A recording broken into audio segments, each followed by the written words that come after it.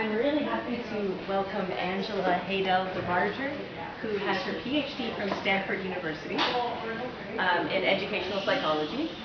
And she's now a senior research scientist at SRI in the Center for Technology and Learning. Her research is focused on designing innovative classroom assessments, especially to promote learning and to engage motivation in classrooms.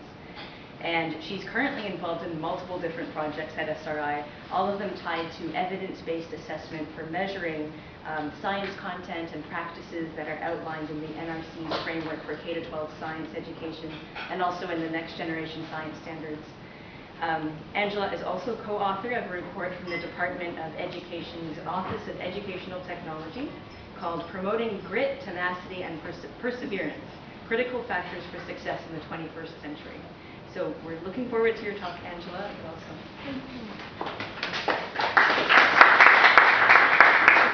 Thank you, Camilla. I'm delighted to be here. And maybe I'll stand over here so I don't block the screen. I'm happy to be here to share with you some of my work and thinking around developing responsive and adaptive pedagogies in science. So when I think about what makes pedagogies responsive, I think about the need to engage learners in those essential or core ideas and practices of discipline, paying attention to how we can sequence instructional materials and be intentional about that sequencing to build on and grow understandings over time. With respect to assessment, the role of assessment is to provide teachers with timely feedback so that students can be supported in growing and mastering their skills. And along those lines, data from these assessments needing to be more of a fine-grained diagnosis to be able to inform teachers both about areas of success and strength as well as areas for growth or problematic ideas that need to be addressed so that instruction in doing so is more personalized. Finally, in addition, we want to pay attention to making materials and instruction more culturally and linguistically sensitive. So thinking about how we can connect with students' backgrounds and experiences, perspectives that they bring to the classroom. And in doing so, I think ideally we then hope to promote and enhance engagement, not only in the course or the curriculum experience at hand, but also beyond that outside of the classroom. In thinking about being responsive, another component that I think about is from the start, designing for adaptation. So go in with the assumption that teachers are going to take what we do and make changes to it to make it relevant for their students. So at the very beginning, acknowledging that teachers there's a dilemma of sorts that they often have to think about. You know, on one hand, there's the paying attention to fidelity, what are the goals and intentions of the curriculum designers. On the other hand, there's making the curriculum relevant for their students, bringing in, connecting to the local context. So in how we've addressed that in our work is always involving teachers as co-designers. We also involve other stakeholders like the district science leaders and superintendents, principals even, making sure we all have some shared goals for implementation. And as part of that, setting the expectation for iteration and revision, multiple pilot testings, and making changes over time so that we can really realize those shared goals.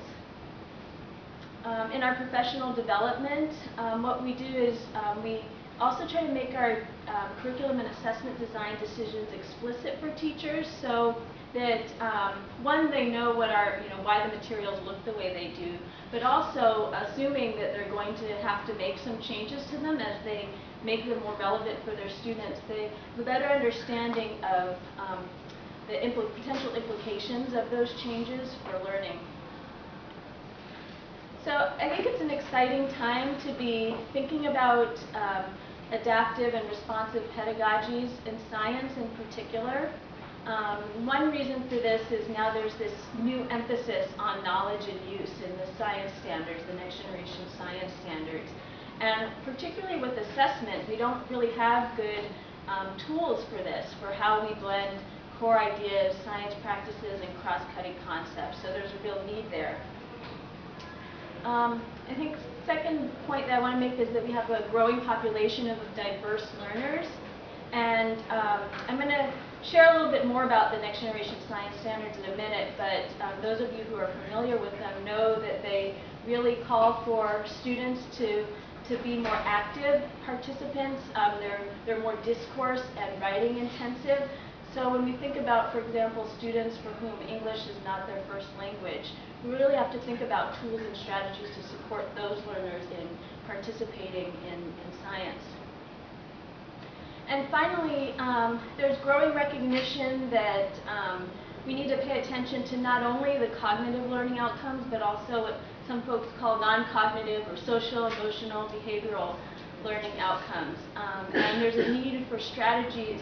I guess I should say that work is maybe not new, although there's been growth and development in that area recently. But I think what is new, or what we need to do, is think more explicitly about how to intersect those kinds of practices for promoting engagement and persistence within the STEM disciplinary context. The work I'm going to share with you today draws on work I've been doing across 4 projects, actually. The most recent one is a collaborative research grant where we're designing assessments that are called three-dimensional. They're integrating the core ideas, practices, cross-cutting concepts in physical science. The second one is a contingent pedagogies project, which I co-led with Bill Penguel, who's at the University of Colorado. And that project focused on formative assessment for middle school earth science. And the real area of focus for that project was on supporting teachers in classroom discourse, so formative assessment strategies in that context. This Life Center project is actually, in some ways, a contingent pedagogy spin-off, where we are taking some of those tools and approaches and thinking about how we need to adapt them for classrooms where there's a large proportion of English learners. And I mentioned the STEM genetics project too.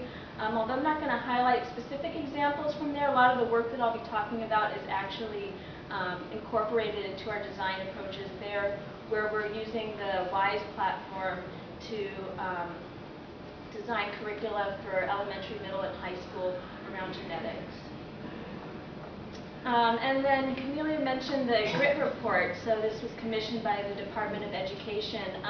I wish I had more time to share with you some of the findings from there, but where possible, I've tried to integrate some of the findings and implications throughout. So you'll see some of that sprinkled a little bit throughout the slides. So in the next sequence of slides, what I'm going to do is introduce our tools and approaches that we've used. Because I'm not sure, I think some of you I was chatting with before this session are quite familiar with the Next Generation Science Standards or the framework for K-12 science education, but that may be newer for others of you. So I want to spend a little bit of time talking about what's new and different about this knowledge and use approach. Talk about the implications of that for assessment, the work we've been doing around three-dimensional assessment design, and then thinking about assessment in action and formative applications, so strategies and approaches for supporting formative assessment. So in terms of the next generation science standards, the framework for K-12 science education, what's new? They're organized around these core disciplinary ideas. There's a central role that the science practices play, an emphasis on coherence and building and applying ideas within and across disciplines. And then standards are now expressed as these things called performance expectations. One contrast I want to make is, in terms of what's new about these disciplinary core ideas, perhaps is one element is around how we used to think about content or define content. It used to be more so in terms of concepts. So here are some examples of concepts. All forces arise out of an interaction between two objects, and these forces are equal in magnitude and opposite in direction.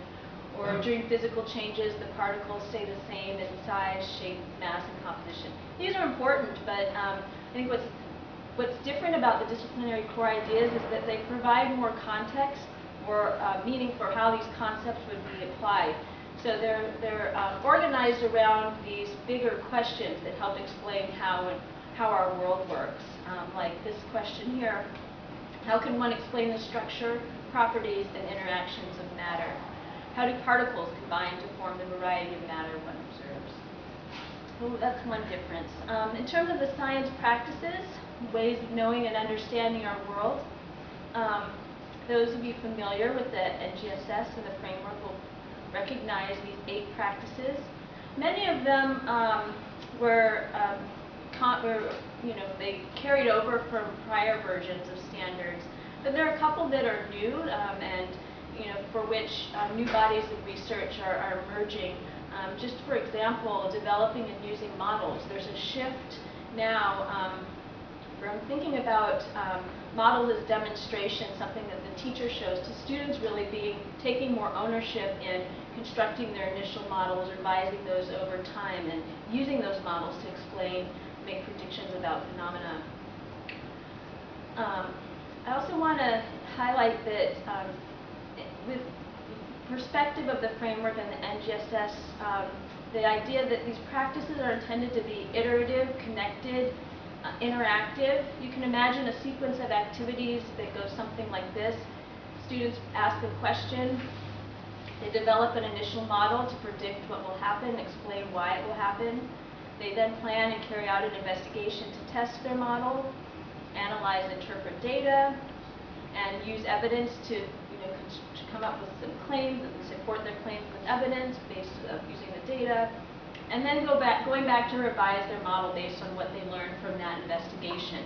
Maybe even compare it with their classmates' model and engage in a form of argumentation where they're trying to decide whose model best reflects the phenomenon.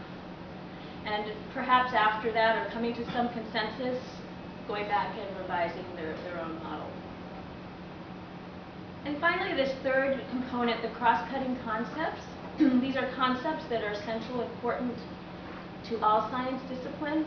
And perhaps for us, it's not a new idea that there are these concepts that cross disciplines, like patterns, cause and effect, systems.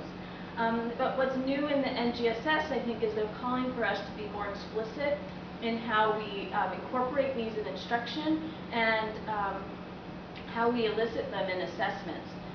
Particularly, thinking about that from the student's perspective, maybe it isn't so transparent to them how these connect across the disciplines. So we need to do more work about in helping them understand those connections. So then moving to some implications, there really is a demand for integration of these 3 dimensions.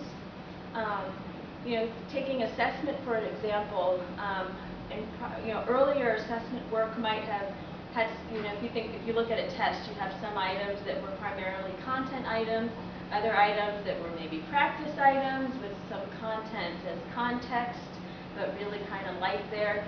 Here, there's really a push for integration on tasks. There's an emphasis, again, on paying attention to how we build on understandings across the disciplines. And again, really having students do more of the heavy lifting in terms of using science practices to develop and apply ideas. Just a quick overview about performance expectations, because I'm going to reference these later, so I want to make sure everyone's seen one and understands some of the information that's in there. So standards are now referred to as performance expectation. Each performance expectation integrates these 3 dimensions and is requiring knowledge and use. And so in terms of the composition of a performance expectation, they take a core idea, cross it with a practice, like constructing scientific explanation, and cross it with a cross-cutting concept, and then it's integrated into this performance expectation statement. So when we think about having to assess these 3 dimensions, we're presented with some challenges, but we also like to see it as an opportunity to push our thinking. So we're thinking about how can we assess 3-dimensional learning? What does that look like? How is it different from how we're assessing now? and then what are the new kinds of decisions we're going to need to make when we create assessments. And so something I sometimes do when I'm sharing our work around knowledge and use assessments, but I don't think we had time today, but I still want to share the idea with you in case you might find it helpful when you do this work. We sometimes take folks through like a task analysis activity. We pick a performance expectation. We find some tasks that we think are maybe sort of close or maybe not so close. And then we have conversations about, for each task, what's well aligned, what's not well aligned, why do we think so, how can we revise tasks to improve them. This activity actually works really well with teachers too, and getting them to engage with the performance expectations in a more meaningful way. So I wanted to share that with you. Here's our approach for how we design next generation science tasks. Right now, and again, it's initial. It's based. This is our based on our recent grant. So next time I see you, it may look a little different, but right now, like there are three main phases in our design approach. And the approach that we use is based on evidence-centered design, which some of you also may be familiar with. And what it is, it's a systematic process that allows us to gain consensus about the principles of task, the design principles of task. It allows us to get some consensus about what the meaning of these performance expectations is, the evidence we want to look for in student work, and then the task features. So what are tasks that are aligned with this performance expectation going to look like?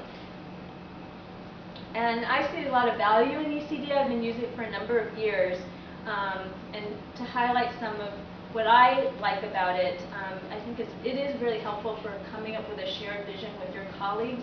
Our assessment design work is often interdisciplinary, so we bring together science educators, teachers, assessment experts, psychometricians, and it's a way to all get on the same page about what it is that this design space looks like. I see value in helping to more quickly develop more well-aligned tasks. And the process of ECD is about documenting design decisions. And yes, it is an investment in time, but then those documented decisions are available for reuse.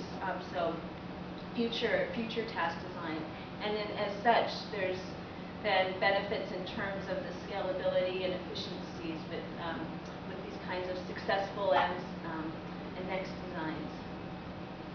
Just as a contrast, in case you're wondering, well, what else would you do? I think the alternative and what had been previously done before evidence-centered design is just skip documenting the design decisions. You move right from the performance expectation to a task. It's possible to come up with some good tasks that way, but there are problems with that approach. One, the design decisions are implicit. So when you go back to look at a task that's maybe performing well, you don't have documented why the task looks the way it does, and so you're left to reconstruct how to create more tasks like that. There are potential inconsistencies in how the various components, these three dimensions, are elicited for a given performance expectation, but also across performance expectations if we're not thoughtful about how we're defining and taking on each of those components.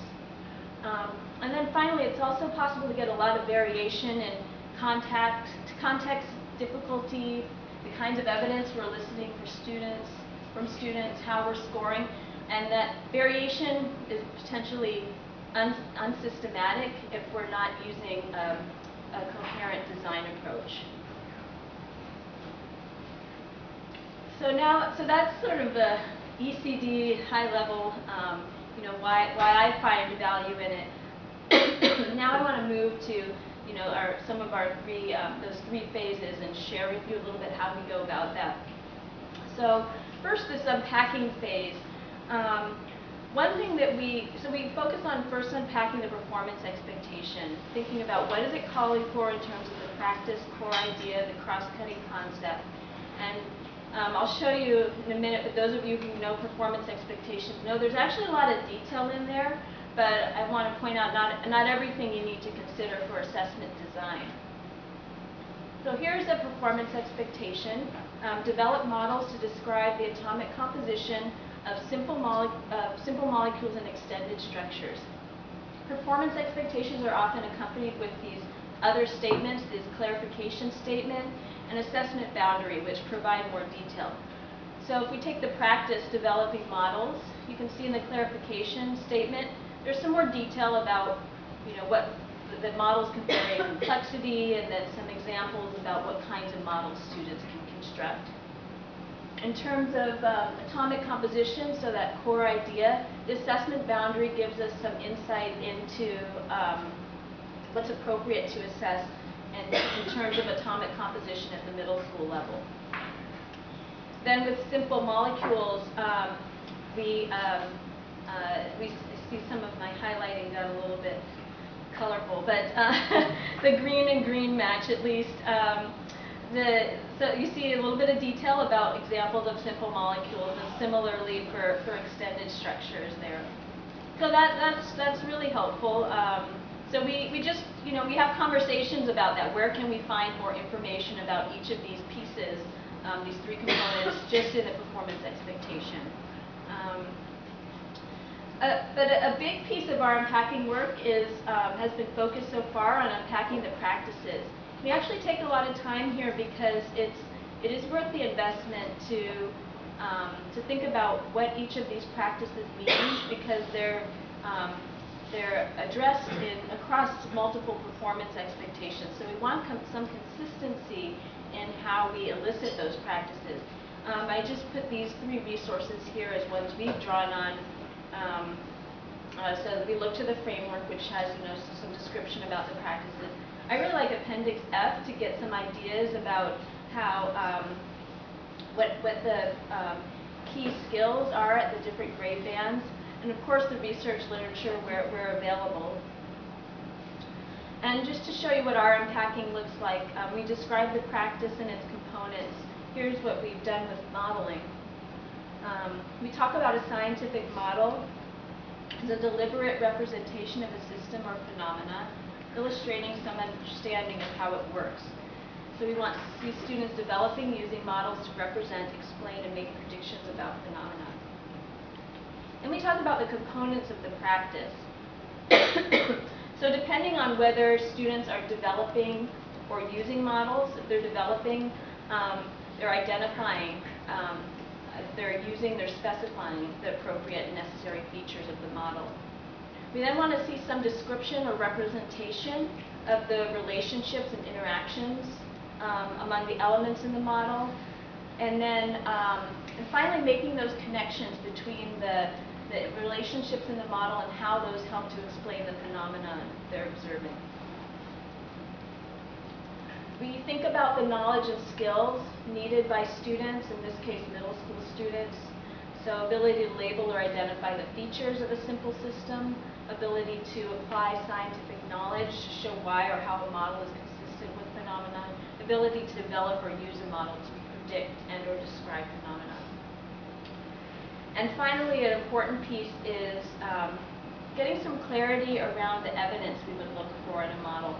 So clearly labeling, identifying the features of the system, including all appropriate relationships, and making sure the model is consistent with evidence and uses evidence in the model to explain phenomena. Then moving to our specifying phase. We answered three big questions, which actually come from the evidence-centered design framework. What claims do we want to make about what students know and can do? What kinds of evidence will students need to demonstrate proficiency? And then what are the task features that will elicit the desired evidence? And when we're able to answer these three big questions, we have what we call an assessment argument. Just a little bit more about that. The assessment argument is like a scaffold or a structure or a schema, I should say, that scaffolds our assessment design. So we respond to those three questions as well as a few others. I guess to help you, if you haven't worked with this framework before, one analogy that's sometimes helpful is if you imagine you're an architect and your task is to build a subdivision with multiple houses. There are going to be features of those houses that are the same, like every house has to have a foundation, everyone may need to have 2 doors and some windows. But you have some latitude with what the design features of those houses are, what color they are, how many windows, what the layout of the floor space is. So it's similarly with assessments.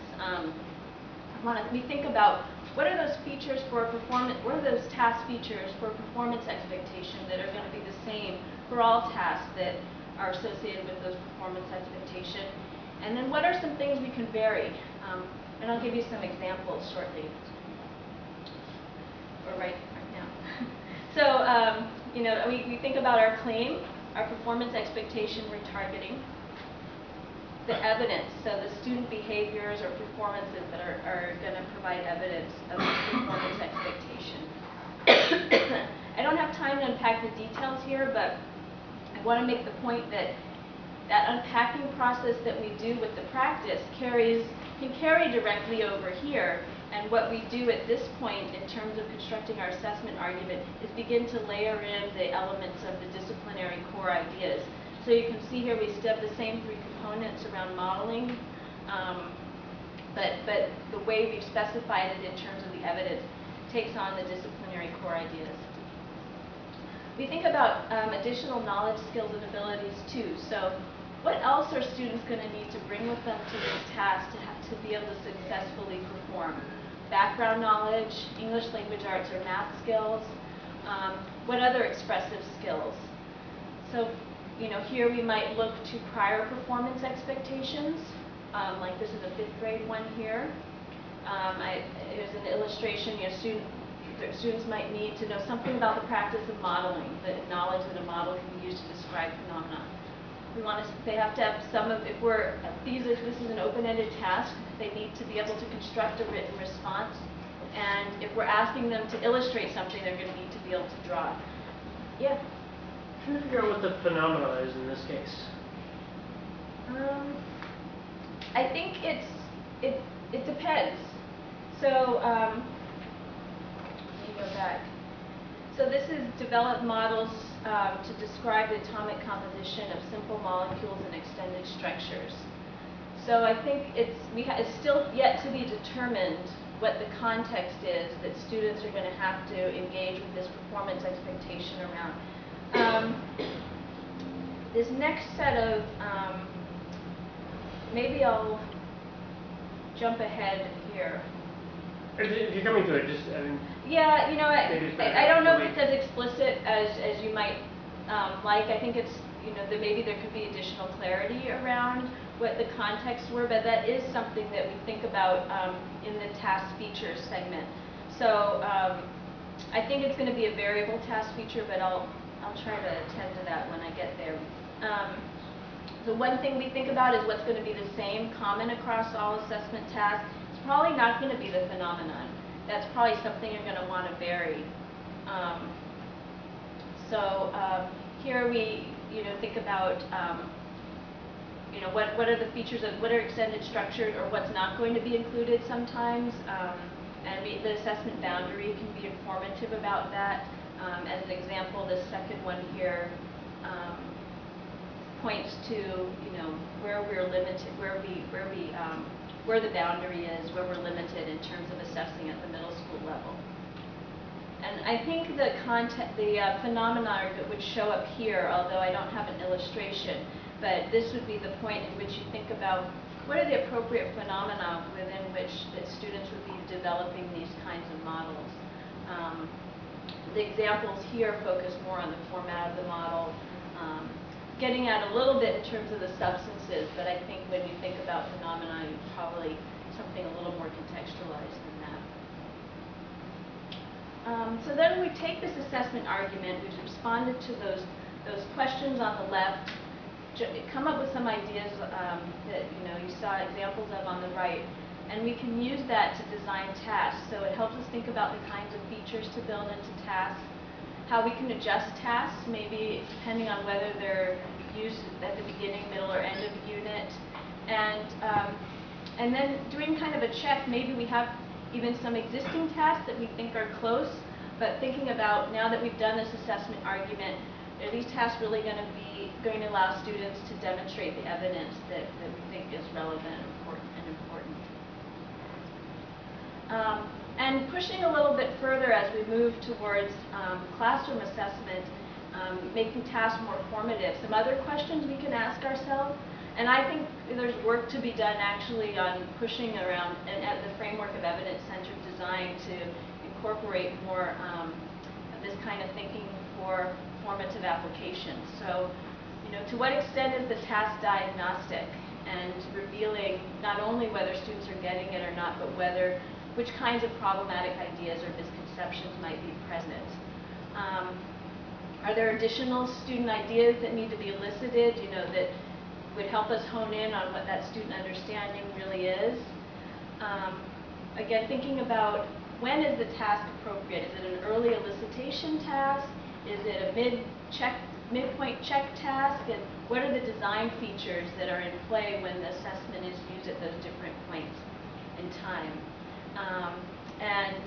If we are adapting the task for different uses in time, are those options for adaptation reflected in the assessment argument? For example, in the task features, the variable task features. And now I want to do a time check. What time do I have until? You have until 5:10. Okay. If you want to take a few more minutes, that's fine because we started a bit late. Okay, no, I think we're good. So I now want to do a little bit of a pivot, although we're sort of transitioning there in that last slide, to thinking about assessment in action. So I feel that, one thing I care a lot about good task design, but I also care a lot about how assessments are used in the classroom. And so now I want us to think a little bit about what assessment enactment looks like in the classroom, what it might look like from this knowledge and use perspective, and then how do we design to support the kind of formative applications of assessments that we want to see.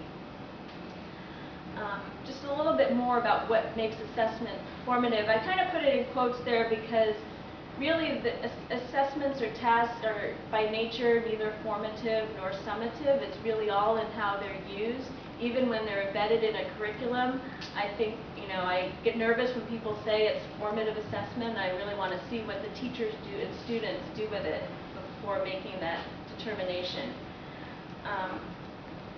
So, there's still an emphasis in formative applications around this integration of core ideas, practice, cross-cutting concept, but we have to pay a lot of attention to how we're discovering and building on students' everyday experiences, particularly early in instruction, how we connect to what they know and understand and build on those understandings.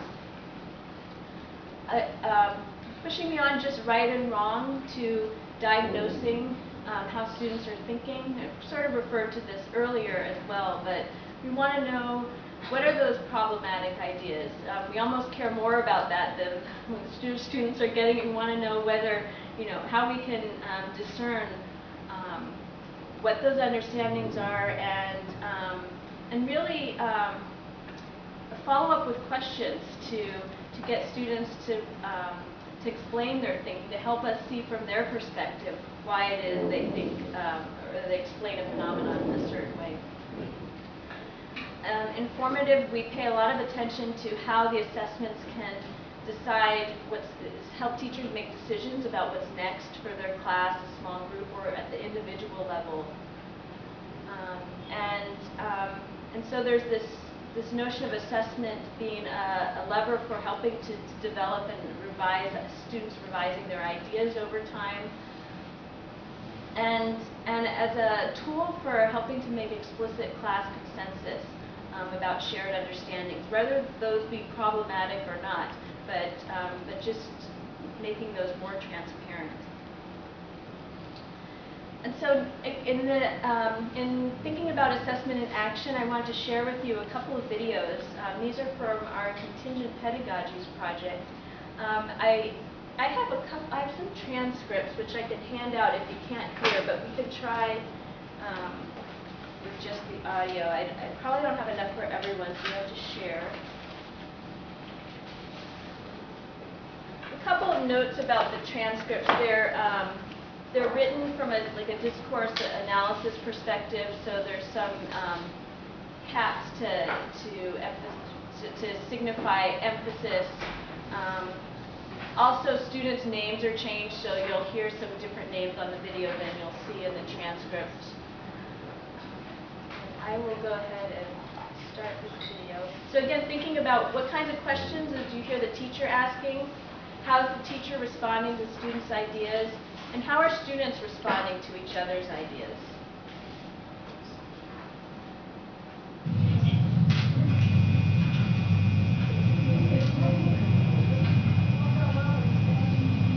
Okay, so your warm-up for today, what types of rocks are there?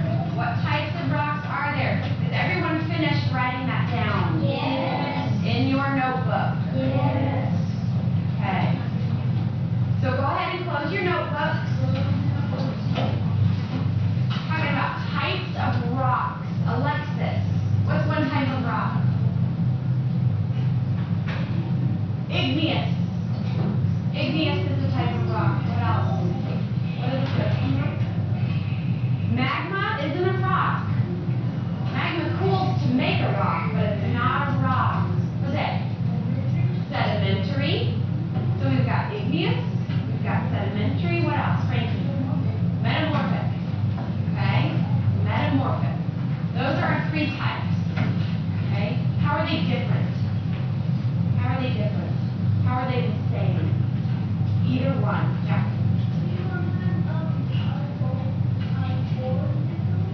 They're formed differently. That's right. They're formed differently. So do we know how sedimentary was formed? You can tell me. Ivan.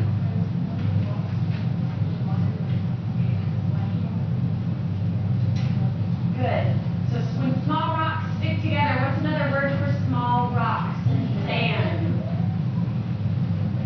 Say it out loud. Sediment. Sediment. When sediment sticks together, makes sedimentary rocks. What kind of rocks form in volcanoes? Volcanoes. Igneous rocks. That's right. Igneous rocks. Either underneath or even on top of the volcano. So metamorphic rocks need two things to form. What are those two things? Alexa.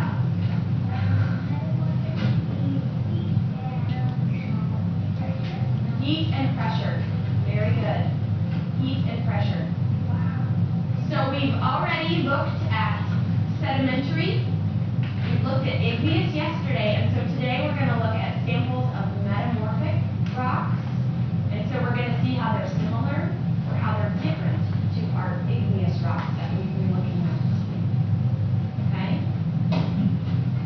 Okay, so that's one class. I intended to mention that you're going to see the other class.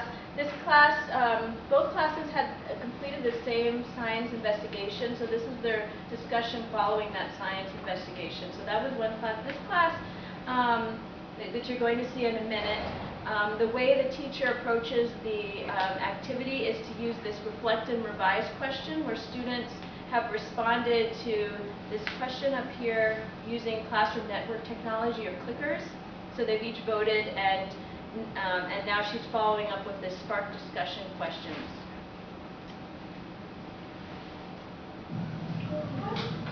Okay, so we got our 23 here, 0, 0, and then 1 for all rocks is hard.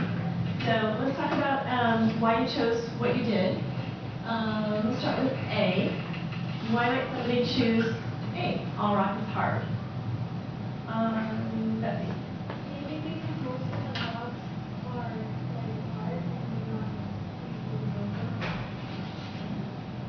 Anybody have anything to add to that? Sarah? Well, it's kind of true, but they're not all really hard because they like talk to combo and stuff. Okay. Can you think think of something in your experience where you had rock crumble.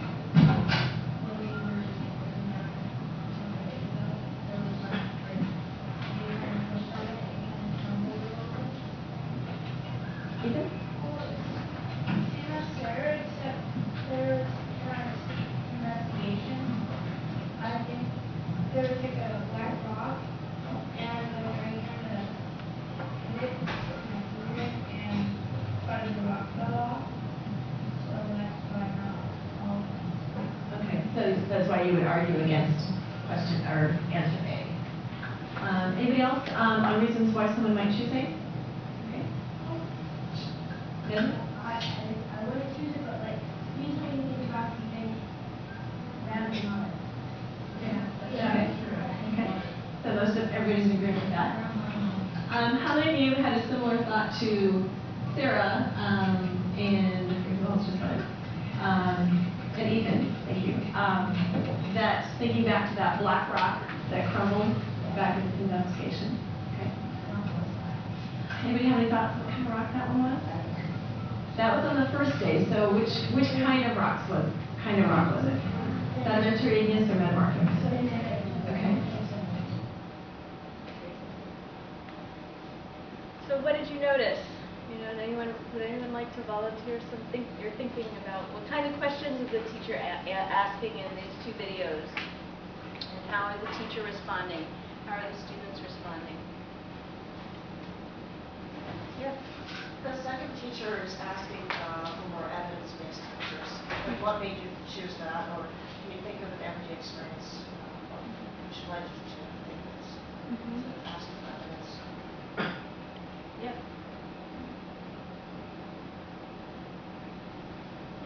The first one was just totally fact-based. Like, if you were the right or wrong, and the student, if they got it right, she congratulated them. If they didn't get it right, she corrected them. So it was very, felt like it could have been 50 years ago or something.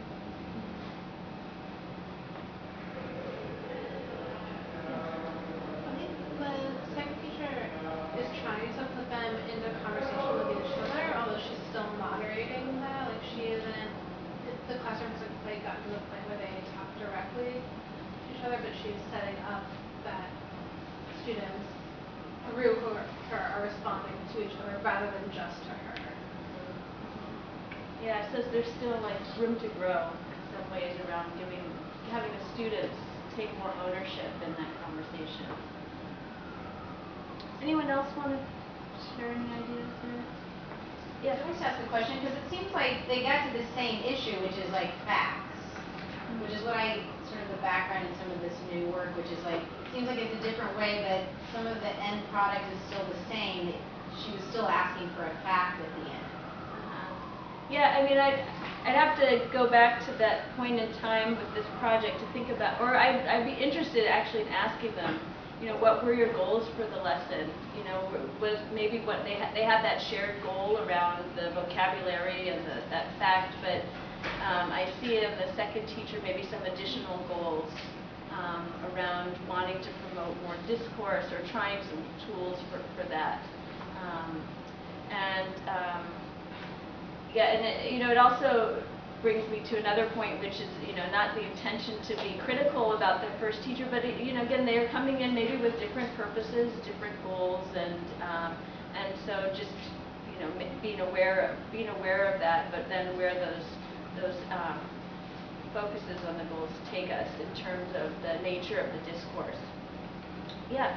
I think it's also just interesting the different like technology or whatever setup they have prior to, because in the first class maybe they're responding to a similar question but they're doing it privately, and with having the clicker technology they're able to have this discussion about how someone might answer in like a slightly more accessible way, even though it seems like there's not much of a spread on answers, but even just that it becomes something public and not just private between you and your journal or you and your journal and the teacher. It is like a different opportunity also. That's a good point. Yeah. I thought it was interesting how the first teacher, it's like she wanted to have the power. She was the one deciding what was right and what was wrong, and she was telling them good answer or no, that's not right.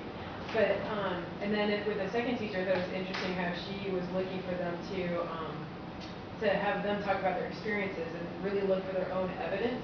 But I started to think, when the students are placed in that situation where they're building their confidence and looking for how they see evidence, what then does our written assessments look like? I mean, is it going to look very similar in both of those situations? Do we bring out how that, like some of the strategies that teacher was using to get them to look for that evidence?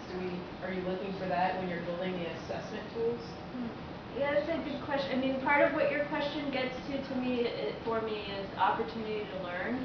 So if we know that we give teachers tools, or they bring their own tools that allow them to engage in that richer discourse and argumentation, then I think makes more sense to be able to push for that on those end of unit tasks or in the other kinds of tasks that are administered in class. A little more context about this work. These teachers were actually both in our contingent pedagogies project. The second one was our treatment group, so they both had the same curriculum, the same access to investigations. Which some questions are going to push for evidence, but I think we have opportunity to push further in the kinds of assessments that we might be able to use with that second teacher. At least it'd be more fair. So, one other point there, as we move to adoption of NGSS, it's one thing to say that we're doing the standards, but we really have to look at implementation and see what gets enacted in the classrooms to understand, to interpret student performances on these NGSS aligned assessments. Just a couple more points to make about some of these I think that you attended to, but some other ones as well. We see a more interpretive stance with that second teacher in contrast to evaluative. Several of you pointed out that there was this right-wrong, more of a right-wrong perspective in the first class. So something we've been thinking a lot about is how we can provide supports that give teachers, tools to press for why students think what they think, tools to encourage students to listen to each other, ask questions, and as we point out over here, even in the second class, that's still more emerging. The teacher's still the focal point. We want to think about looking for patterns in students' difficulties, and those will point us to what kinds of next steps or instructional activities should occur. And then this last point, building bridges rather than seeking and destroying misconceptions, we think about how we can investigate why students think what they think and build connections from their perspective, or think about what kinds of investigations or opportunities we need to create to challenge those problematic ideas. Another thing we think about is establishing a scientific culture. So from an epistemic perspective, thinking about, this is something that came up just a few minutes ago. Who has authority in the classroom? And when we think about how science learning occurs, what scientists do, it's not the scientist or the paper that has the authority, it's that evidence of their claims, the link between the claims and evidence that really carries the weight. So we need to think about how to bring that perspective more so into the classroom. And then social norms where the students feel comfortable sharing initial claims and challenging their peers' claims, revising and rethinking their own ideas. Related to this for me is some of the work that we had done on that, the grit brief, where to promote persistence in disciplines, strategies to help students develop academic mindsets where they recognize that challenge is necessary, it's inevitable in order to grow and develop. Mistakes are okay, revising and rethinking, that's the expectation. And then building a community where students feel comfortable sharing their ideas, they feel respected, but they know that their ideas can be challenged. And these are norms that we actually co-designed with our contingent pedagogies teachers. They said, you know, to really do this kind of work well, we need to establish with our students some norms. So these were ones they came up with where everyone participates. You know, so students might participate in small groups. They might participate, you know, by clicking in their responses, but they're expected to share their ideas.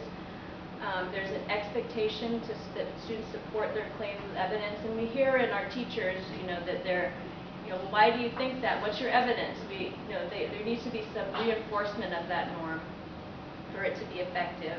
Again, challenging ideas, but respecting the person, and so expect students to present and share their models and evaluate their peers' models. And one move that Bill talks about that I believe he says, Bill, my colleague who I work with on this project, I believe he says it's something that he's seen Rich Lair and Leona Schobel do with little kids, is an effective move is to ask students what does each model show and what does each model hide, to get them to be a little more reflective about a model. And again, this, you know, we're always revising and rethinking. That's the expectation. We developed in the contingent pedagogies project these teacher talk moves. I won't go into detail on them, but some moves that were particularly effective were, you know, this eliciting reasoning, what's your evidence, weighing perspectives is pretty effective and easy for teachers to take on. Who would like to agree or disagree with this idea? And why do you agree or disagree?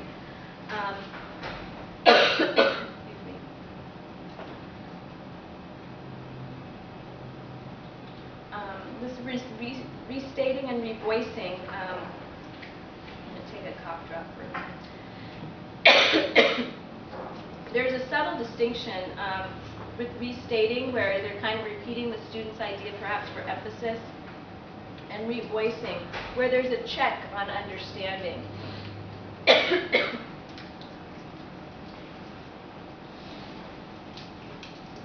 So in this case, the teachers, you know, the student says something, and the teacher says, so you're saying that it's typically gentle? Yeah, typically gentle, so not much erosion going on? Yeah, not that much. So really confirming with the student that there's you know, that the teacher is hearing what the student intends. And in our work on our new project, where we're thinking about how to adapt these approaches for English learners, we developed these student talk moves so that students have some starters for engaging in these norms and practices. I'm going to wrap up and just share with you some of what I'm thinking in terms of next steps here. As I move forward in my work, you know, one of the things I will continue to do is to stay grounded in practice, continuing to involve teachers in co-design. It's been so important for us to meet with those district leaders in science who guide the direction of science, set the pacing, you know, so we can understand what the implementation context is for our teachers and be responsive to that in our designs. I think there's work to be done around honing design principles for these knowledge and use assessments. So I've shared with you some of our initial thinking there. There's more that needs to be elaborated so that we really know how to integrate these three dimensions effectively.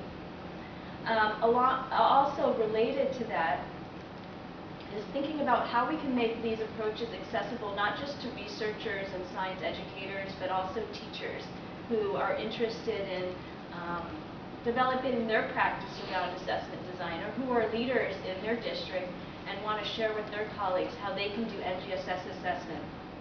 ECD is typically pretty complex, and some folks find it you know, a difficult process, and so we're very intentional now in our work about how we can do better at communicating this approach to teachers.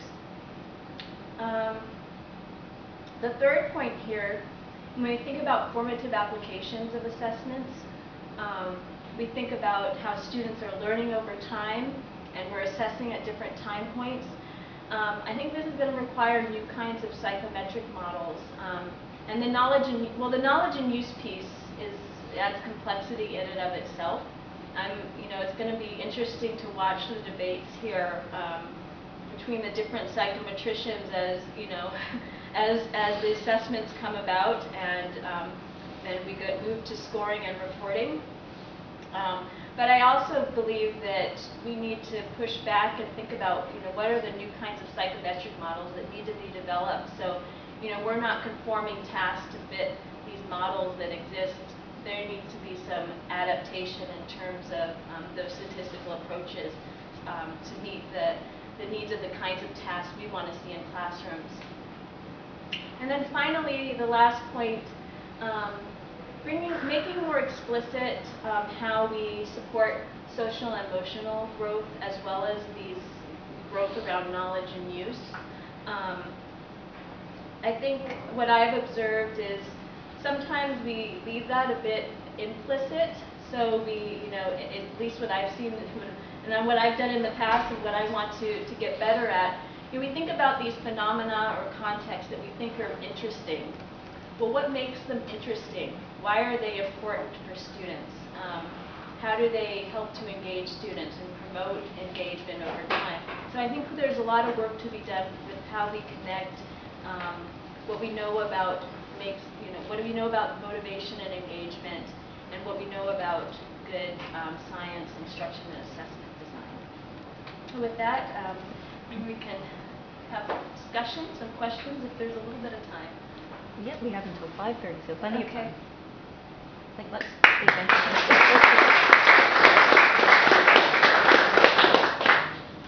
Yes. I don't know if this relates to your work specifically in terms of assessment around specifically the part about evidence, which the teachers that I've been working with and with students, that's a very qualitative word at this point in terms of how you assess what represents quality evidence and how that would be assessed, and therefore then how you could teach it to students once you know how it's going to be assessed. And I'm curious about just that specific piece, because the new standards have tons of mention of use of evidence, but it's sort of unwinding what that actually means in terms of how it would be assessed. Do you have any insight into that? Into how to communicate that, you mean, the explicit, like you comment on the explicitness, and your example about the architect I thought was very apt, because it has that much qualitative parts to it, I think. Like you can design a house that has walls and windows, but are they beautiful windows? Are they the ones that, and so when you're working with evidence, there's different ways to evaluate how good evidence is, and kids use data and evidence in all different ways. Okay, let me see if I can, I'll respond, and you have to let me know if I answered your question. So I think one way to think about evidence from the assessment design perspective is what we're going to look for in a high quality response for a performance expectation, for example. So, what is the student going to say or do that tells us that they got it, that they've met this performance expectation? So kind of like the highest level on a rubric. And you could think sort of down from there how that might vary, to construct other levels. But I think you're also pointing to the idea of students working with evidence, maybe in their like in constructing their explanations.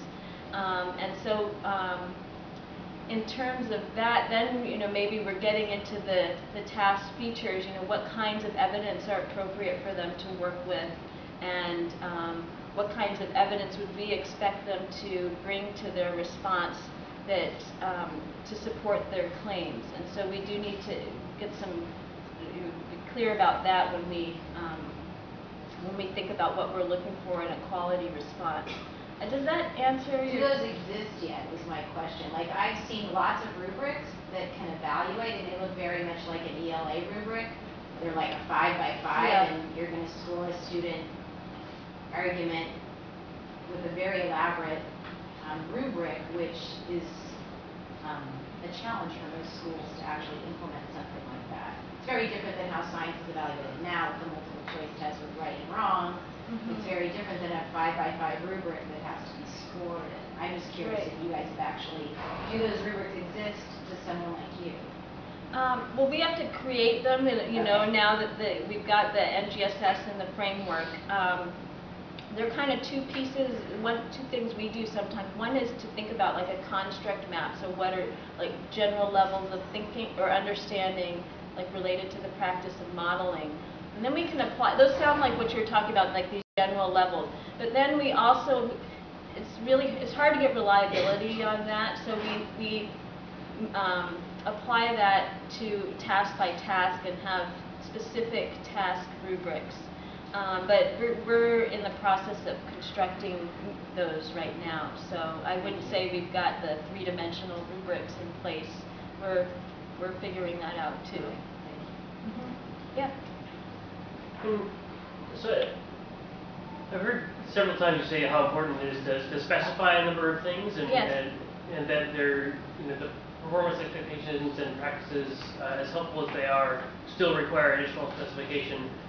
And so there's multiple groups and multiple states working on this, and there's real potential to diverge, and then end up teaching and assessing different things in different settings. How do we both take advantage of that diversity, but also make sure that we've got enough convergence that we're having the same conversation? That's a good point. You know, what I'm discovering, it's actually a lot of the same people who are, you know, interacting nationally. There are these groups of state leaders who meet, you know, as part of these SCAS meetings or other collaboratives, and NSTA is playing a key role in being involved. So I think the good news is that, and those of us who do this work, we talk to each other. So I think that there's potential for some consistency. You know, but I think we can also learn from, you know, if folks do take this on in different ways, what are the constraints of their situation that led them to do it differently, and you know, how is that still meeting NGSS or not? So I think we're going to sort of see, it's still yet to be determined, but I'm optimistic that there is attention to some consistency in how we develop a community around this. It brings me also to the last question too. I believe that Achieve is taking on crafting evidence statements for these NGS, either performance at the performance expectation level or the practice level. I haven't seen them yet, but I know they're thinking about that. So they're like playing a key role as well in trying to promote coherence in how we take these on. Can I follow that up to one more question? What's your sense of the extent to which all the right people are getting a seat at that table, or if there is, or if some people are getting a privileged voice and others are not? You know, I'm not sure how to answer that. You know, several of the people who are involved in those conversations are colleagues. I think that they do excellent work, but there's probably opportunity for more voices. So, you know, what the approach is for getting in the mix there, I'd have to think about that, you know, depending on where you'd want to be, or whoever would want to be involved. But yeah, I think there's room for you know, expanding the community of leaders. So I wasn't lobbying, I was just I know. It seems like that's always the risk when there's a few people who are kind of the constant members of a conversation. Yeah. Well, and I mean, just thinking about California adopting NGSS, there's so much support needed across all the districts, and there's space and need for a lot of help. Still touching a little over the second teacher's curricular element, because you guys spaced out for a bit, but it looks like all four of those, all rock, spark, heavy, jagged, changing over time, you could find counterexamples, or think on what you think of rock, like even the last one, you know, if you're talking about some rock that's embedded, you know, 15 meters inside of El Capitan, maybe it's not changing much over time, right? So I guess I'm trying to wonder, like, what's the particular element? Because I can imagine that, you know, a philosopher might say, well, there is no such thing as a rock, right? It's a Wittgensteinian federation kind of thing. And but I assume that's not what kids are supposed to be getting out of this. Can you say a little bit more about what the goal of that element was? I think part of it was to get at some problematic ideas, you know, like all rock is a certain kind of way. And I guess I have to, so that item again, so that last response is that it's always changing. I think part of what we were trying to do, I mean, broadly speaking, I'd have to think about that particular assessment question to, it'd take more time than that, you know, but I think part of what we were trying to do in related to that question was to press around this idea of the rock cycle. And, you know, students always memorize the rock cycle, but, you know, what's the big idea there? You know, well, it's that rock is changing. So I think part of that, the goal of that question was to see if students were picking up on that big idea. But there may be ways to improve it, so it's good to think of, you know, constantly refine there. Did that help? Yeah. Okay. It's probably also something that is, you know, characteristic but not obligatory. You know, that you, even with adults, if you try these things out, you know, probably in the first 1,000 milliseconds, everyone thinks rocks are hard or heavy or jagged, and it takes a while for them to think of counterexamples in themselves. So. Yes. I really enjoyed your talk. I'm looking at the next steps, the last bullet point. Are you talking about the written report, or that's what I was kind of curious about, design learning environments that also support social and emotional growth? Is that addressing persistence? Yeah, that was one of our recommendations, sort of rephrased a little bit differently, but yes, you know, I think we found that designers of curriculum and assessments, they recognize the importance of making something interesting to students. Like the task has to have students have to be effectively engaged, or, you know, it has to connect with them. But what are the design principles around that? That's not always really explicit. And I think for me personally, these ideas about grit and persistence, they have meaning in the context of the disciplines.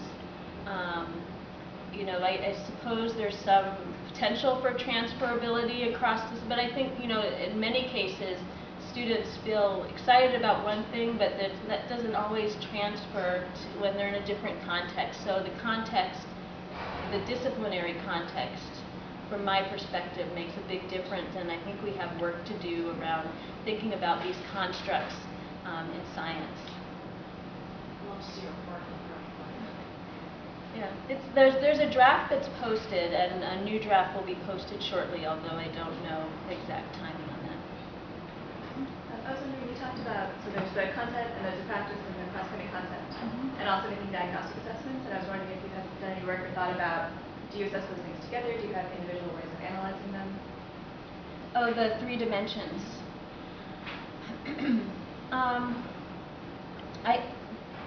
What we're aiming for now is tasks that take on all 3 dimensions. There may be questions within those large, like you can imagine a scenario-based task.